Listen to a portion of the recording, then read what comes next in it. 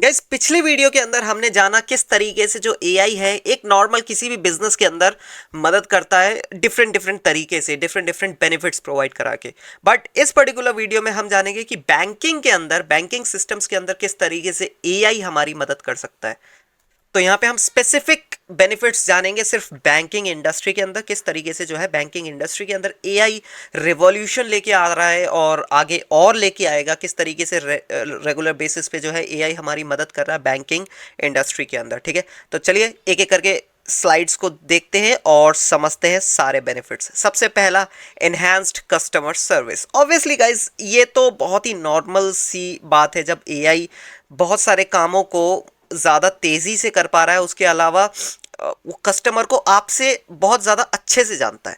ठीक है, आप जितना आप कस्टमर को अपने जानते होगे उससे ज़्यादा एआई जो है आपके कस्टमर को जानता है, उसकी पसंद नापसंद, उसका डेटा, उसने कब आपको मैसेज किया, इसके अलावा उसने कब ट्रांजैक्शंस की, क्या सारा डेटा डेटा उसके पास है। वो जस्ट उसको लाइब्रेरी में अपनी झांकना है और उस पर्टिकुलर कस्टमर का डेटा सामने आ जाएगा। तो ये सारी चीज़ें जो है कस्टमर एक्सपीरियंस, कस्टमर सर्विस को इन्हेंस करने में मदद करती है। इसके अलावा एआई के थ्रू आप चैटबॉट्स बनाते हैं, वर्चुअल असिस्टेंट्स बनाते हैं जो कि 24/7 जो है आपके कस्टमर्स के प्रॉब्लम्स को, इश्यूज को रिजॉल्व करने में लगे पड़े रहते हैं। तो आपकी जो टीम है, वर्कफोर्स जो है, ह्यूमन वर्कफोर्स, वो इस तरीके से इतनी इफिशिएंटली काम नहीं कर पाएगी 24/7। उनसे काम कराने के लिए आपको डिफरेंट शिफ्ट लगाने पड़ेंगे, बहुत सारी चीज़ें जो है मैनेज करनी पड़ेगी। बट वहीं ये नॉर्मल कंप्यूटर सॉफ्टवेयर आपकी बहुत सारी दिक्कत परेशानियों को खत्म कर देता है। हालांकि मैं ये नहीं कह रहा कि 100% आपके कस्टमर्स के प्रॉब्लम्स को रिजॉल्व कर देगा, बट जो फ्रिक्वेंटली आपके कस्टमर्स जिस प्रॉब्लम को फेस कर रहे हैं उसके लिए आप कोई ह्यूमन एम्प्लॉय ना रखकर एआई को वो काम सौंप सकते हैं, सो दैट कि वो इन प्रॉब्लम्स से जो है आपके यूज़र को बहुत आसानी से बाहर निकलवा पाए। ठीक है, तो ये तो सबसे पहला बेनिफिट था जो कि था इनहैंस्ड कस्टमर सर्विस या customer experience. Than fraud detection and prevention. अब बैंकिंग के अंदर ऑब्वियस सी बात है पैसों का लेन देन बहुत ज़्यादा होता है। ठीक है, इसके अलावा जब इतने बड़े लेवल पे चीज़ें ट्रांजैक्ट हो रही है, पैसे ट्रांजैक्शंस चल रहे हैं, तो ऑब्वियस सी बात है कहीं भी किसी भी छोटा सा लूप होल देख कर, लूप होल फाइंड करके कोई भी आपका इवन कंपनी का एम्प्लॉय तक भी जो है फ्रॉड या फिर स्कैम जैसी चीज़ें कर सकता है। But on the other hand जो एआई है वो निस्वार्थ भावना, मतलब उसको ऑब्वियसली पैसा नहीं चाहिए, राइट। उसका बस काम ही यही है कि वो सिस्टम को स्मूथली चला पाए। ठीक है, और जब ऐसे कुछ फ्रॉड होते हैं तो बेसिकली होता क्या, इन फ्रॉड्स का और इन टाइप्स ऑफ स्कैम्स का एक सेट पैटर्न होता है। ठीक है, तो अगर उस पैटर्न को वो एआई टूल जो है, एआई सॉफ्टवेयर प्रोग्राम जो जानता है, तो वो वहाँ पे रेड फ्लैग रेज कर देगा, बेसिकली इन्फॉर्म कर देगा कि कुछ यहाँ पे जो है सस्पिशियस है, कुछ प्रॉब्लमेटिक उसको लग रहा है। इसके अलावा फिर जो ह्यूमन टीम है, जो रियल ह्यूमन टीम है, वो फिर उसको चेकआउट करती है, थॉरोली चेक करती है, और अगर कोई इशू फाउंड होता है, मिलता है, तो उस पर फिर फर्दर कार्रवाई की जाती है, राइट। तो इस तरीके से जो है फ्रॉड डिटेक्शन को भी बहुत ज़्यादा फाइंड आउट करने में मदद करता है, उसको इवन प्रिवेंट करता है, क्योंकि अब जब एआई जैसे प्रोग्राम सिस्टम के अंदर है तो फ्रॉड होने से पहले ही जो है एआई आपको बता सकता है। ठीक है, मतलब स्कैम होने से पहले ही आपको जो है फाइंड आउट करके दे सकता है, राइट। इसके अलावा रिस्क मैनेजमेंट। अब रिस्क मैनेजमेंट क्या होता है बैंकिंग के अंदर? बैंकिंग के अंदर सबसे बड़ा रिस्क होता है एनपीएस, नॉन परफॉर्मिंग एसेट। जैसे कि लेट से आपने 10 लोगों को लोन दिया, ठीक है, 1-1 लाख का लोन दिया आपने 10 लोगों को, इसका मतलब आपने 10 लाख रुपए अपने बैंक से लेके बांट दिए लोगों में, एक कोई फिक्स्ड परसेंट इंटरेस्ट पे। बट उसमें से 3 या 4 लोग डिफॉल्ट कर जाते हैं, मतलब वो बैंक का पैसा वापस नहीं देते, जो लोन उन्होंने लिया था वो भी नहीं देते, इवन जो इंटरेस्ट था वो भी नहीं दे रहे। ठीक है, भाग गए या दे नहीं रहे, कुछ भी हो सकता है। तो उस केस में जो बैंक का वो जो 3 से 4 लोगों ने नहीं दिया, तो 4 लोगों का लाख का उसका लॉस हो गया बैंक का, राइट। वो हो गया रिस्क, बहुत ज़्यादा रिस्क हो गया वहाँ पे, कि बैंक ने ढंग से चेक नहीं किया, या जो बोरोवर था जिसने लोन लिया उसका बैकग्राउंड चेक नहीं किया ढंग से, कि क्या उसके पास्ट क्या डेटा है, पहले भी उसने कुछ लोन लिए हैं कि नहीं लिया, और उसको ढंग से रीपे किया है कि नहीं किया। वो सारी चीज़ें कई बार जो है ह्यूमन एम्प्लॉयज़ जो है मिस कर जाते हैं, बट वहीं पे एआई जो है बहुत ही थॉरली चेक करता है और उन एनपीएस जो नॉन परफॉर्मिंग एसेट है, जो 4 लाख का लॉस हुआ, वहाँ पे वो आपको प्रिवेंट कर देता कि ये इस पर्टिकुलर बोरोवर को पैसा देना बहुत ज़्यादा रिस्की है, क्योंकि इसके पहले के जो पास्ट ट्रांजेक्शन्स है, जो पास्ट में भी इनका जो एक्टिविटी है वो कुछ खास अच्छी नहीं थी। तो यहाँ पे बेसिकली जो एआई है क्रेडिट हिस्ट्री चेक कर सकता है, उसकी इनकम फाइंड आउट कर सकता है, रेलेवेंट डेटा निकाल के उनको सारे को कैलकुलेट करके एक बता सकता है कि आपको इस पर्टिकुलर पर्सन को लोन देना सही है या नहीं है, या फिर लोन देना है तो कितने तक का लोन देना सही रहेगा, राइट। इस तरीके से जो है आपकी रिस्क मैनेजमेंट में बहुत ज़्यादा मदद करता है और बैंक की जो ओवरऑल लॉसेज है उसको कम करने में मदद करता है। नाउ इसके अलावा कंप्लायंस एंड रेगुलेटरी रिपोर्टिंग। सो जैसा कि बैंकिंग सेक्टर के बारे में आप जानती है, उस बैंक्स को बहुत ज़्यादा कंप्लायंसेस, बहुत ज़्यादा रूल्स को फॉलो करके आगे बढ़ना पड़ता है। ठीक है, बहुत छोटे छोटे बड़े बड़े रूल्स बैंकिंग के अंदर है। अगर आप बैंकिंग इंडस्ट्री से थोड़े बहुत भी ताल्लुक़ रखते हैं, आपको आइडिया होगा कितने रूल्स को उनको फॉलो करना पड़ता है। तो जब एआई जैसे प्रोग्राम आपके सिस्टम्स के अंदर में रहते हैं, मतलब बैंकिंग सिस्टम में रहते हैं आपके, तो वो आपको नोटिफाई करते रहते हैं कि ये वाली चीज़ जो है, जिस तरीके की एक्टिविटीज़ आप कर रहे हैं, या फिर जो जो भी आप लोन्स प्रोवाइड करा रहे हैं, या फिर जो भी आप इंटरेस्ट इंटरेस्ट प्रोवाइड करा रहे हैं, तो वो सारी चीज़ें रेगुलेटरी के हिसाब से, बेसिकली जो रूल्स के हिसाब से वो सही है या नहीं है। और अगर एक मैं छोटा सा एग्जांपल दूँ, तो हर बैंक को, ठीक है, इंडियन बैंक्स जितने भी है, आरबीआई का ये एक रूल है कि हर बैंक को छोटे बिजनेसेस को, एमएसएमई जो होते हैं, उनको लोन देना है। ठीक है, अब ये मेरे को प्रॉपर नंबर नहीं मालूम है, मुझे प्रॉपर जो नंबर है कि कितने नंबर में हर बैंक को या हर ब्रांच को एमएसएमईज को लोन देना है, वो चीज़ मेरे को नहीं मालूम। बट फॉर एग्जांपल अगर ले लेते हैं कि हर ब्रांच को 5 एमएसएमईज को, ठीक है, 5 small and medium size businesses को लोन देना है। ठीक है, और ये रूल है, ठीक है, आरबीआई की तरफ से रूल है कि हर साल आपको 5 एमएसएमईज को लोन देना है। लेकिन लेट से आप नहीं दे पाए, थ्रू आउट द ईयर आप नहीं दे पाए, तो जो एआई जैसे टूल है, जो प्रोग्राम है, वो आपको नोटिफाई करेगा कि इस साल आपने ये वाली जो चीज़ है, कंप्लाइंस जो था, ये जो रूल था, इसको कंप्लीट नहीं किया है। ठीक है, और लेट से वो पहले ही आपको नोटिफाई करता हुआ चलेगा कि हाँ, ये साल खत्म होने वाला है, बट अभी भी हमने जो 5 एमएसएमईज को लोन देना था वो इस बार हमारी कंप्लीट नहीं हुई है। तो आप ट्राई कर सकते हैं, कुछ एमएसएमईज को अप्रोच कर सकते हैं, अच्छे एमएसएमईज को, जिसको आपको लगता है कि हाँ, इनका बिजनेस अच्छा ग्रो कर सकता है आगे चल के, और जो हमारा लोन है वो भी आराम से रीपे कर सकते हैं, तो उनको आप आराम से जाके फिर लोन भी दे सकते हैं। तो इस तरीके से मैंने तो जस्ट एक एग्जांपल दिया, बहुत ही सरल भाषा में, मैंने लेमन लैंग्वेज में आपको समझाने की कोशिश की, इसलिए मैंने ऐसा एग्जांपल दिया। ठीक है, ऐसे ही कई बहुत सारे रूल्स होते हैं बैंकिंग सेक्टर्स के अंदर, जिन्हें फॉलो करना पड़ता है बैंक्स को।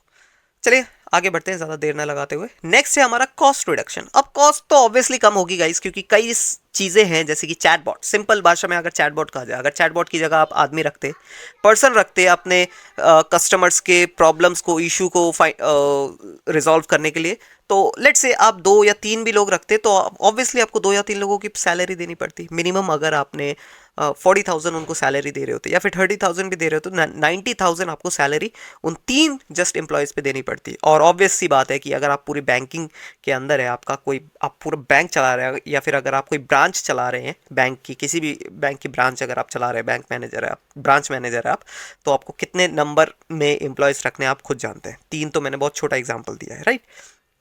और ऐसे ही कई जगहों पे आपकी जो है एआई कॉस्ट कटिंग कराने में मदद करता है, कॉस्ट रिडक्शन कराने में मदद करता है। ऑपरेशनल हो गया, उसके बाद जो इफ़िशियंसी है उसको बढ़ाने में मदद करता है, तो जिससे एम्प्लॉयज़, नंबर ऑफ़ एम्प्लॉयज़ जो है वो कम लगते हैं, और ऑब्वियसली पैसा जो है बचता है।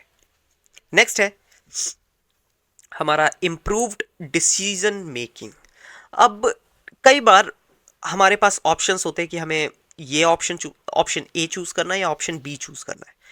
उस केस में हम एआई की कैसे मदद ले सकते हैं? ऑब्वियसली हम एआई पे छोड़ नहीं सकते कि आप ही डिसीजन ले लो, right. It is not the right thing to do, right, क्योंकि as a human and decision हमारा होना चाहिए। बट आप एआई से एक रिपोर्ट निकलवा सकते हैं कि किस ऑप्शन के साथ जाने में हमारा ज़्यादा फायदा हो सकता है, क्या कॉन्सिक्वेंसेस हो सकते हैं, प्रोज क्या है, कॉन्स क्या है। वो सारी चीज़ें जो है एआई बहुत सारे डेटा को एक्यूमुलेट करके, उनको कैलकुलेट करके, फाइंड आउट करके वो बता सकता है आपको। तो ये बहुत बड़े नंबर पे जो है आपकी डेटा को कैलकुलेट करके आपको फाइन एकदम जो है रिपोर्ट प्रोवाइड करा सकता है, एंड देन आपकी जो है डिसीजन मेकिंग में जो है इंप्रूवमेंट ला सकता है, राइट। नेक्स्ट है हमारा पर्सनलाइजेशन। अब पर्सनलाइजेशन तो लेट्स से एक किसी भी ब्रांच के हमारे 10,000 कस्टमर है, मैं एसबीआई का ब्रांच मैनेजर हूँ, ठीक है, एंड मेरे 10,000 यूजर्स है, तो 10,000 यूजर्स के 10,000 अलग अलग प्रेफरेंस होंगे, ठीक है, 10,000 अलग अलग एक्टिविटीज़ होंगी, कोई बड़ी ट्रांजेक्शन करता होगा, कोई छोटी ट्रांजेक्शन करता होगा। अब मैं 10,000 का डेटा तो मेरे कंप्यूटर में है, बट मैं उस चीज़ को ध्यान नहीं रख सकता, मुझे याद नहीं है कि ये जो पर्टिकुलर पर्सन मेरे सामने खड़ा है इसकी क्या प्रेफरेंसेज है, ठीक है, इसको बड़ा लोन चाहिए, छोटा लोन चाहिए, इसकी बड़ी ट्रांजेक्शन है, छोटी ट्रांजेक्शन है, ये सैलरीड है या बिजनेस है, इसका मुझे नहीं पता।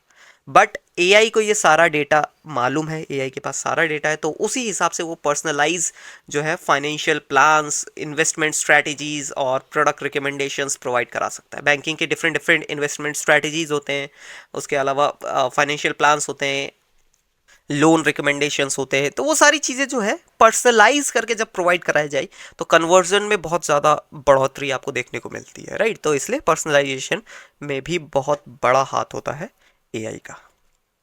नेक्स्ट है हमारा anti money laundering and know your customer या फिर केवाईसी कंप्लाइंस। तो मनी लॉन्ड्रिंग तो आपको पता ही होगा।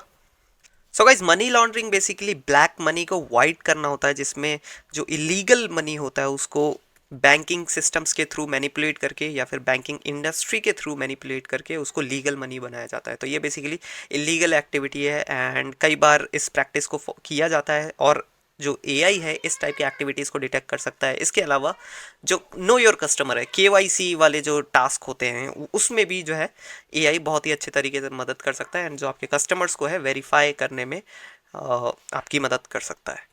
तो अगर प्रॉपर तरीके से आपके कस्टमर्स की एक एक कस्टमर्स की केवाईसी हो रखी है तो ऑटोमेटिकली वो जो है मनी लॉन्ड्रिंग जैसी एक्टिविटीज़ में मिनिमाइज एक्टिविटीज़ को मिनिमाइज करने में मदद करता है, राइट।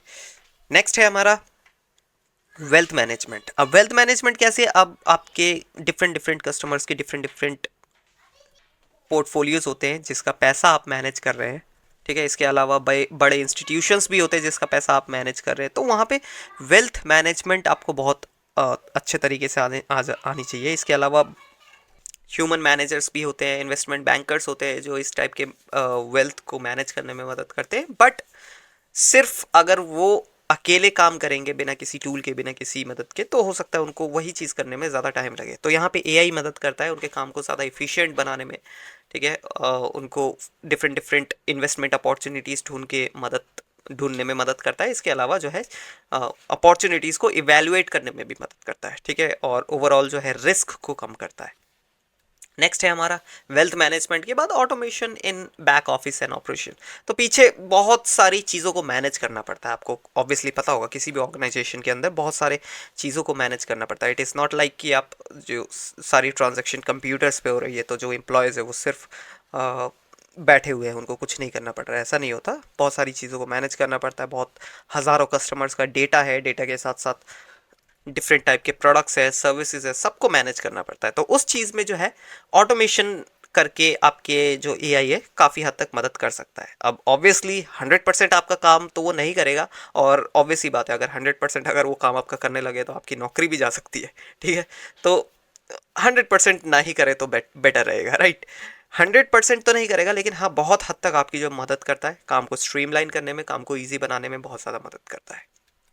नेक्स्ट है हमारा इन्हांस्ड डेटा सिक्योरिटी। अब बैंकिंग के अंदर डेटा सिक्योरिटी तो बहुत इंपॉर्टेंट चीज़ है, राइट। इवन किसी भी बिजनेस के अंदर आपके कस्टमर का डेटा बहुत इंपॉर्टेंट होता है, और अगर बैंकिंग की बात की जाए, बैंकिंग इंडस्ट्री की बात की जाए, तो वहाँ पे तो आपके कस्टमर्स का बहुत ही सेंसिटिव डेटा होता है, जिसमें उनके फाइनेंशियल डेटा होते हैं, उसके अलावा बहुत सारे ट्रांजैक्शनल डेटा, मतलब मनी से रिलेटेड जो है डेटा होते हैं, ठीक है। तो इससे फ्रॉड भी किए जा सकते हैं, स्कैम्स भी किए जा सकते हैं। तो उस चीज़ को बचाने के लिए, उस चीज़ को प्रिवेंट करने के लिए जो है एआई एक और जो लेयर है आपकी सिक्योरिटी की बढ़ा देता है, ठीक है। इसके अलावा बहुत सारे सिक्योरिटी लेयर्स तो होते ही हैं, ठीक है, मैनुअल है, देन ऑटोमेटेड है, तो उसमें एआई भी जो है सिक्योरिटी लेयर की तरह एक काम करता है, और जो आपके कस्टमर का डेटा है और ओवरऑल बैंकिंग के अंदर का डेटा है, बैंक्स के अंदर का जो डेटा है उसको बचाने में मदद करता है। नेक्स्ट है हमारा कस्टमर इनसाइट्स। अब एआई से अच्छा जो है आपके कस्टमर को कोई नहीं जानता। वो उसके बिहेवियर को जानता है, वो उसके प्रेफरेंसेस को जानता है, वो उसकी नीड्स को जानता है। तो ये सब जब उसको पता है तो इस चीज़ को इवैल्यूएट करके जो आप नया प्रोडक्ट्स बना रहे हैं, नई सर्विसेज बना रहे हैं, ठीक है, बेसिकली जो कस्टमर इंसाइट्स को इवैल्यूएट करके आप नए प्रोडक्ट्स और सर्विसेज बनाने में भी बहुत ज़्यादा आपकी मदद कर सकता है। ठीक है, तो कस्टमर इंसाइट्स को इवैल्यूएट करना, कस्टमर इंसाइट्स को बहुत सही तरीके से समझ पाना एआई का और रेगुलर काम बोल सकते हैं हम उसे, राइट। तो उस चीज़ को वो डन करके आपके लिए बहुत ज़्यादा जो हेल्पफुल डेटा आपको प्रोवाइड करा सकता है। नेक्स्ट है हमारा ऑपरेशनल इफिशिएंसी। अब ये चीज़ मैंने एक और बार मेंशन कर दी है, जो हमारा ऑटोमेशन था, बैक ऑफिस ऑपरेशंस। तो ये काइंड ऑफ उसी तरीके से, तो मैं बार बार एक ही चीज़ को नहीं बोलना चाहता, हाँ, ताकि वीडियो हमारी ज़्यादा लंबी हो जाए। ठीक है, तो ऑपरेशनल एक्टिविटीज़ के अंदर भी वही चीज़ है कि हमारा जो रोज़मर्रा की डे टू डे ऑपरेशंस होते हैं उसमें बहुत ज़्यादा एआई जो है मदद कर सकता है ऑटोमेट करके चीज़ों को, राइट। तो ओवरऑल ये थी हमारी फुल लिस्ट ऑफ की benefits, major benefits of AI in banking industry. ठीक है, ऐसे ही हम कुछ और इंडस्ट्रीज़ के बारे में जानेंगे जिसके अंदर एआई जो है बहुत ज़्यादा रिवॉल्यूशन लेके आया है और आगे जो है और बड़े लेवल पे मदद कर रहा है। ठीक है, इसमें डिजिटल मार्केटिंग इंडस्ट्री भी है। तो stay tuned with the course. मिलते हैं नेक्स्ट वीडियो में, तब तक के लिए बाय बाय।